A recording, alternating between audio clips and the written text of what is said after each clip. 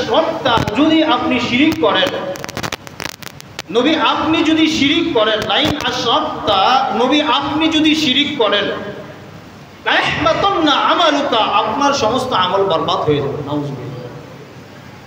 নবীজিকে আল্লাহ বলতেছেন, নবী আপনি যদি শিরিক করেন, আপনার পূর্বে আপনাকে সহ যত নবী আমি প্রেরণ করেছি এই মর্মে প্রেরণ করেছি যাতে করে আপনারা শিরিক না করেন।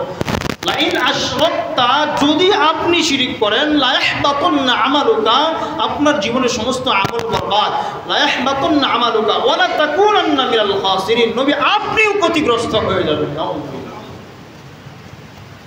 আমাদের কি অবস্থা হবে নবীর ব্যাপারে যদি আল্লাহ কথা বলে, আমরা যদি শিরিক করে আমাদের অবস্থাটা কেমন হবে?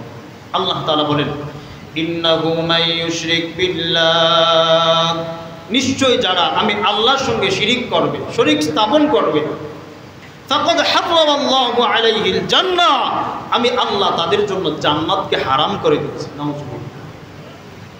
আল্লাহ জান্নাতকে হারাম করে দিব। ওমা ওয়াহুমুন নার, জাহান্নাম ছাড়া সেদিন জাহান্নামের আগুন ছাড়া কিছুই থাকবে না।